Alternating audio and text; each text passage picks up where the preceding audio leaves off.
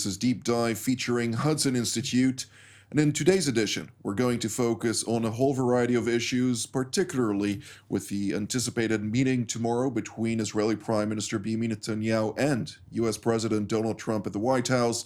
What are they going to talk about? The various intricacies, of course, in the Middle East, the Gaza Strip, Lebanon, Syria, Iran, Egypt, among others. But before all that, let's now turn to introduce our panelists. We'll start with Dr. Mike Duran, who is a senior fellow and the director of the Center for Peace and Security in the Middle East at Hudson Institute, formerly a senior director at the U.S. National Security Council for the MENA region, namely Middle East and North Africa. Next to him, Brigadier General in Reserve Yossi Kupelwasser, formerly a Director General of the Israeli Ministry for Strategic Affairs, the head of the IDF Intelligence Directorate's Research and Assessment Unit, as well as currently the President-designate for the Jerusalem Institute for Strategy and Security. Congratulations with that, General. And next to him, Dr. Dan Diker, the President of the Jerusalem Center for Strategy and Foreign Affairs. It's always a pleasure to see you all. And I'd like to start with you, Dr. Duran. When we're talking about the current state of play, we're of course focusing on the anticipated meeting between President Trump and Prime Minister Netanyahu. What can you tell us about that, and what should those discussions focus on moving forward? We're still trying to understand how the president understands the interconnections between all of the different arenas. Starting with Gaza. On the one hand, we had the support that the Trump administration put behind the Biden approach to Gaza, which called for the ceasefire and the hostage deal. Then the president followed that up with a statement of a desire to transfer population from Gaza to other countries. We don't know how he's going to address the Iran question. That is, in some ways, the biggest question. Is he going to support what we presume to be Prime Minister Netanyahu's position, that Israel needs to continue the war against Iran and to eradicate Iran's nuclear weapons program? Or will the president be inclined to start a negotiation with the Iranians? The Iranians, who are right now in the midst of a real charm offensive, trying to rope the United States into a negotiation, who are sending messages, conciliatory messages, through every intermediary that they can find. We really don't know how any of this is going to fall out until after the meeting. Of course, the other issue on the table is Saudi-Israeli normalization. We do have some signs that President Trump believes strongly in that he's very much interested in promoting it. But that raises the question about the two-state solution. After October 7th, the Saudi position on the Israeli-Palestinian conflict hardened, and the Saudis indicated that they wouldn't be willing to normalize with Israel unless there was an irreversible pathway to a two-state solution, that is, a Palestinian state, which the vast majority of Israelis now reject. How will President Trump come down on that? We don't know. So we have more questions than answers at this point, Jonathan. Absolutely. Well, General Kupelwasser, I'd like to start with you, since the question of a transfer of a population, the Palestinians namely, to adjacent countries has been one school of thought of many since the early 50s, late 40s even, something that was discussed time and again, never came to a real realization of something like this, but bringing such a option for the Gaza Strip, temporary or not, that's already a different question, is thinking outside of the box of what some in the region may see as acceptable, something that the GCC alongside the Arab League has come out and stated that they reject it outright. Nevertheless, President Trump seems still convinced that this will become a reality. What are your thoughts on this? Well, regarding what is termed the Trump fair, it's definitely provoking way of thinking. I think that what he has in mind is not forcing these people out of Gaza without being able to return. He's speaking about relocation for a temporary period until there is reconstruction in the Gaza Strip that would allow them to come back. In this respect, this makes it more acceptable for some of the players, but they still are very worried about it and not supporting it. It's going to be difficult to make it happen, but it gives President Trump the ability to say to the Egyptians, especially, and to, maybe also to the Jordanians and to some extent, okay, so what is your plan? Okay, you don't want this. What do you suggest? That these people would live in the rubbles for ages? Is this a better idea? So for the first time, there's a way to force the Egyptians to come up with something positive about what they mean to do about the Gaza Strip, because they always say, no, nobody, we don't want anybody, we don't want to get involved, we don't want any responsibility, we don't want to get military involved in that. It's, very nice, but what do you suggest that is going to happen? And the idea that the people who live in northern Gaza, the way it looks like now, is really unacceptable. It's inhumane. So that's where we stand with this idea.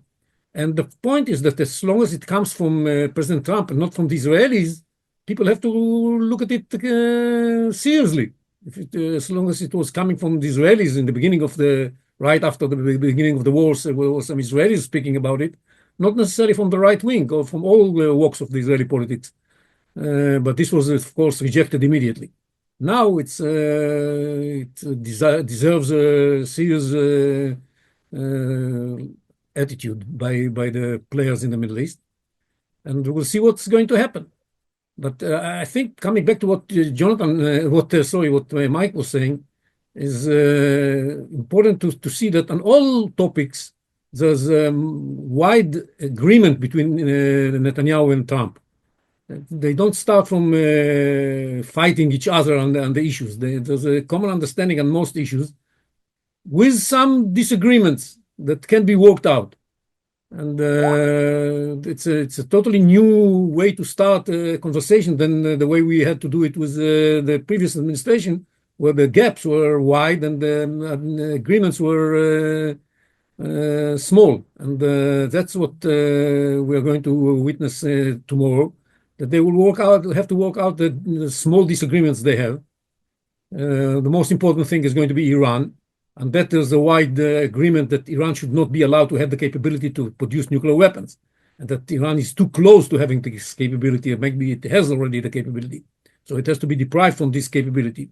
And the only debate is what steps are going to be taken in order to make it happen. And even on that, I don't think that there's much disagreement, because both agree that, okay, we should try the diplomatic option. We should try maximum pressure, maximum economic pressure. If President Trump wants to use these ideas first before moving to kinetic warfare, then fine. But both agree, I think, that, and I think from what Trump spoke in reference to that, he said, it would be nice if we don't have to use kinetic warfare, which means that using kinetic warfare is something acceptable. It would be nice if we won't be necessary to do that, but this is the most important thing on the agenda, and I think the same is true for the other topics, but I spoke too much. Well, General Kupilvasa, we will revert to the Iranian question. I'd like to ask you, Dr. Dan, when we're talking about the transfer, going back to the proposal by President Trump, the Egyptians are not the Jordanians. The Jordanians have had their fair share of problems with the Palestinians, despite having a vast majority of their own population being Palestinians, so-called. Nevertheless, they dealt with Yasser Arafat, the PLO at the time, Black September, and much more, which was almost the end of the Hashemite kingdom as we know it. But when we're talking about the Egyptians, they have plenty of territory where they can settle large groups of individuals for temporary, not temporary, whether or not temporary turns to permanent, that's already a different story. But nonetheless, they have enough issues where they could leverage for their own national security interests, from the Red Sea going all the way to Bab el-Mandeb, where the Houthis are still a force to be reckoned with, from Somalia all the way to the Renaissance Dome, which continues to operate very much at the frustration of the Egyptians, who are increasingly voicing rhetoric of intentions to potentially even go head to head with the Ethiopians over this issue. So why not leverage one small issue that may be temporary to try and resolve larger issues? Do the Egyptians think that way? Well, Jonathan, I know you think that way as a consummate Middle East strategy, but we have to get into the heads.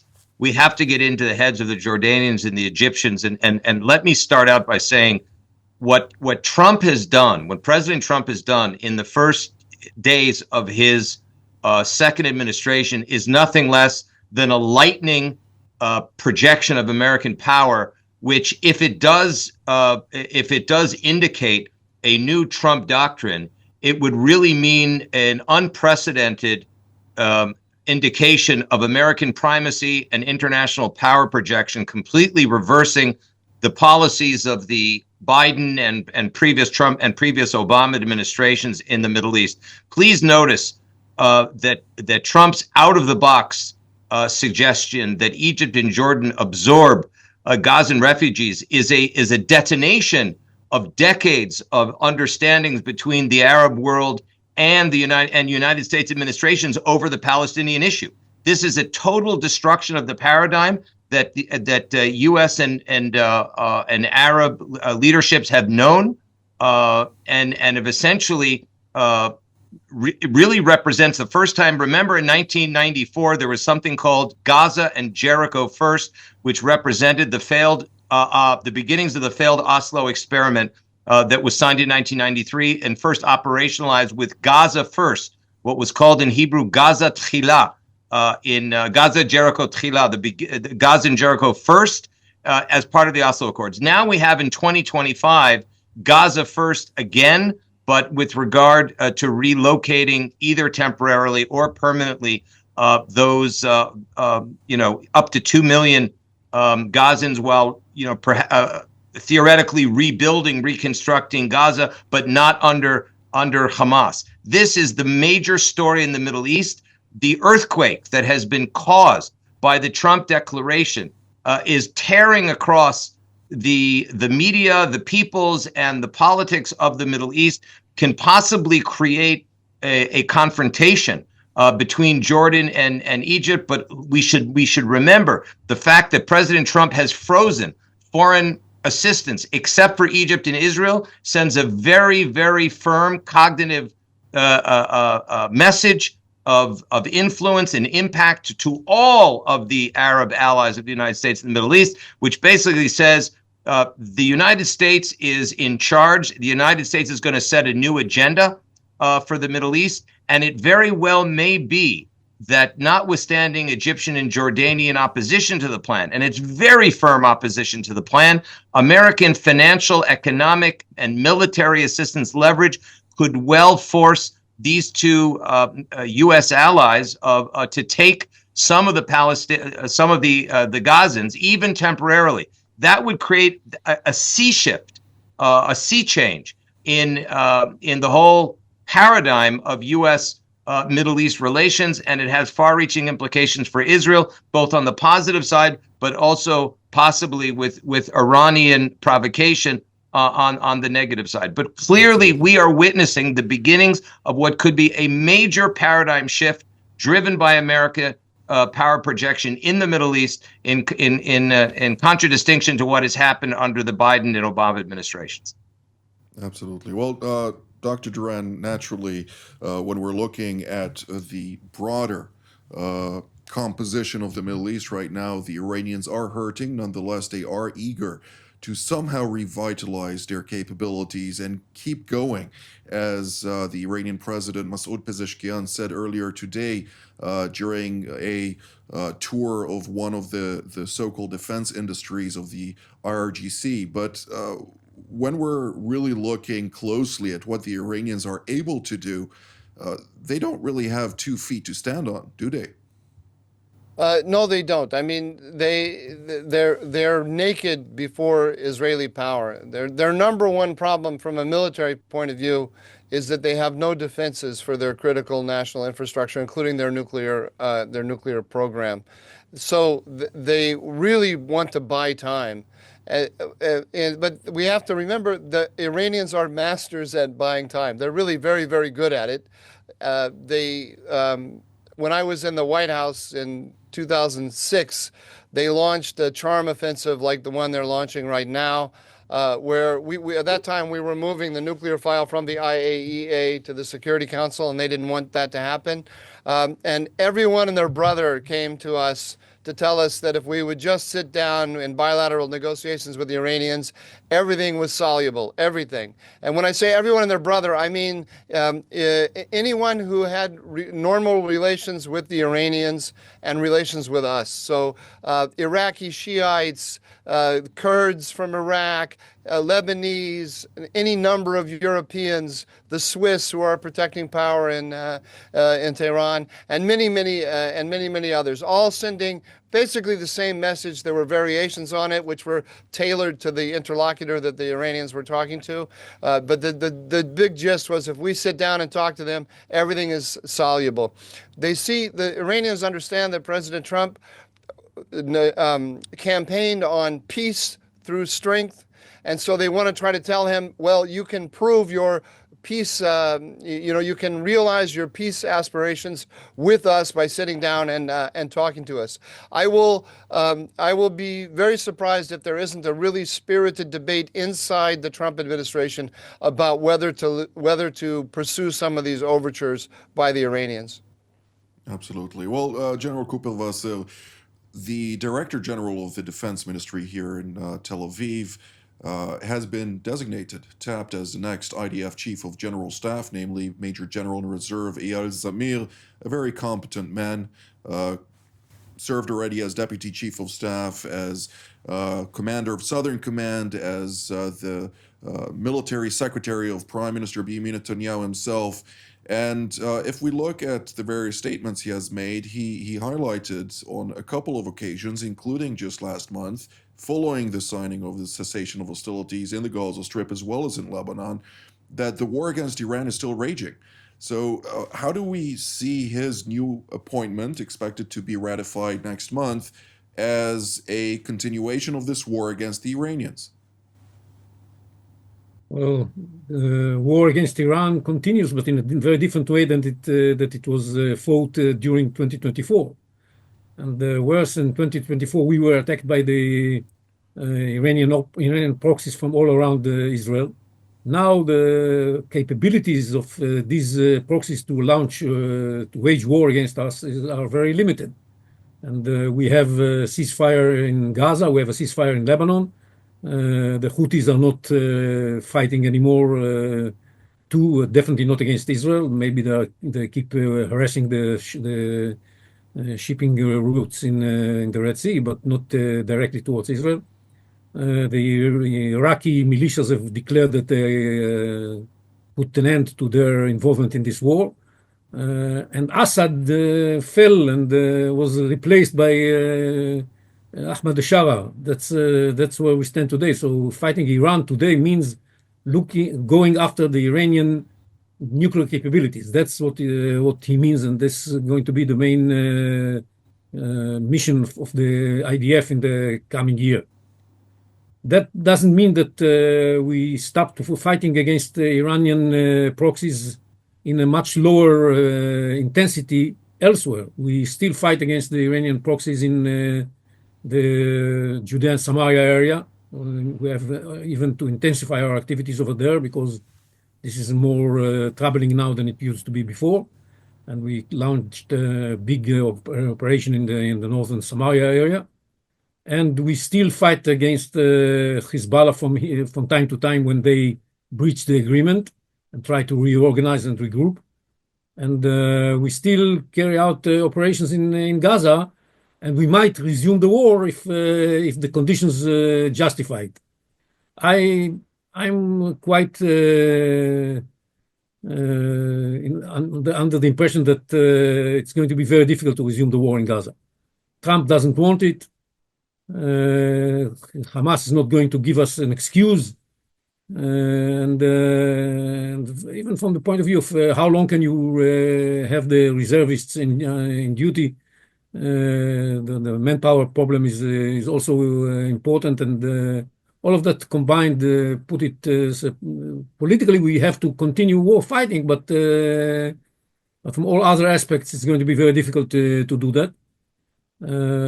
So maybe one way of solving the problem is intensifying the activities vis-a-vis the Iranian arena and northern Samaria, which is the area, which are areas where we can fight with limited amount of manpower, and there is a justification for that, and this is going to solve the political problem that Netanyahu faces at home, because he has to satisfy Smotrich to make sure that he stays in the government. And that's another thing that we have to keep in mind from his point of view. So, but all in all, I think that the army is going to go through some serious change now, because what happened during 2024 was that the army had its own interpretation of the intention of the political echelon, and they interpreted the defeating Hamas as dismantling Hamas military formation, and that's what led to the idea of raids.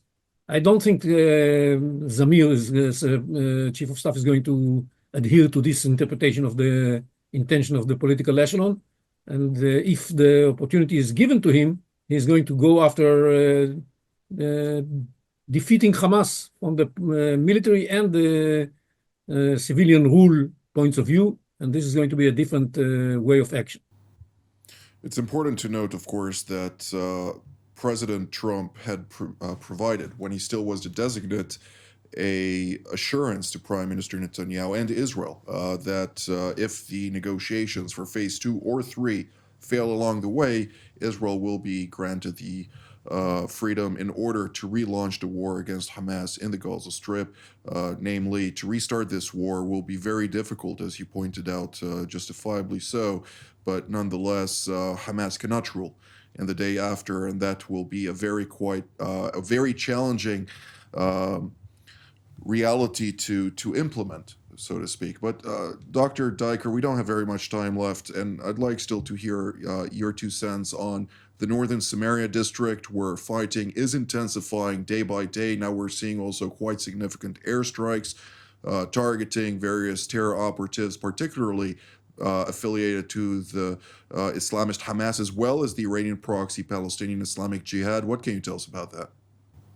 Jonathan, we all know that the Iranian regime are chess players and carpet weavers, and as Mike said very eloquently, they stall for time. They're geniuses at charm offensives and playing for time. And what they're doing here is just rearranging the Middle East chessboard. We know that on Israel's longest several hundred kilometer border between us and Jordan, the Iranians have succeeded in creating a flow of weapons, ammunition, and war, and funding and supplying warriors in terrorists in Judea, in Samaria, northern Samaria, particularly Jenin and Nablus, and what they're doing clearly is part of a deception operation, and also to draw attention away from itself, away from Lebanon towards northern Samaria. This is something that they've been doing quite effectively for the last number of years, and they continue to do it. And it's concerning because Israel must have defensible borders clearly from the east, because in the Judean Samarian Hill Ridge, which is 3,200 feet above sea level, that overlooks Ben Gurion Airport, 70% of Israel's infrastructure, 80% of its population. So that is a vital area for Israel to maintain military primacy, and the reason that Israel can maintain military primacy is there is no semi-sovereign state like Gaza in Judea and Samaria, otherwise known as the former West Bank of Jordan, and that's why it's absolutely essential that no Oslo type Palestinian state be established in those areas, which was exactly the Oslo misconception, because it would allow Iran to continue to challenge Israeli military primacy and to destabilize that particular front, which is one of the 8 fronts that this teeny little nation state called Israel is fighting. So this is it's much more than a tactical nuisance. It's a strategic problem. But Israel is in the territory and is exercising massive power with fewer troops, as General Cooperwasser noted, than it had to use in Gaza and in Lebanon and in southern Syria. But it critically important for Israel's strategic posture. Absolutely. And of course, maintaining a large contingent for the event that something may occur also in Syria or potentially in Lebanon.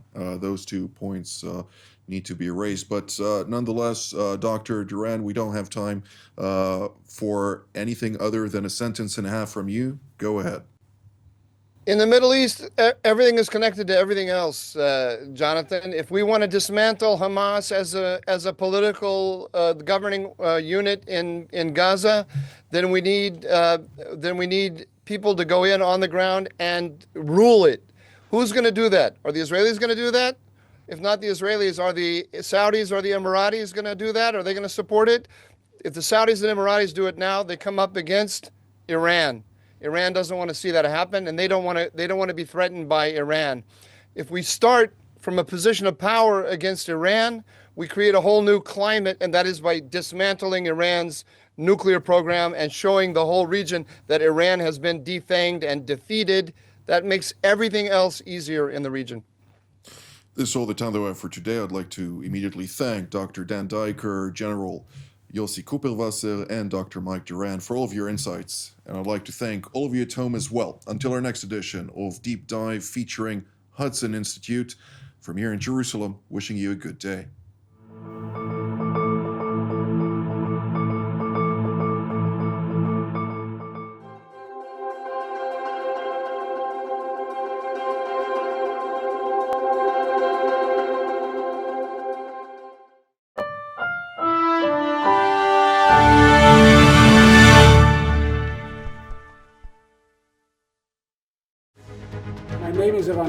I used to be Deputy National Security Advisor to the Government of Israel, currently Vice President of the Jerusalem Institute for Strategy and Security, a think tank, and the editor of the Jerusalem Strategic Tribune. For the last few years, I've been a regular panelist for TV7, a fantastic opportunity to bring deep and analytical perspectives to the debate over regional affairs, Israeli affairs, international affairs, in the company of some of the best minds in Israel.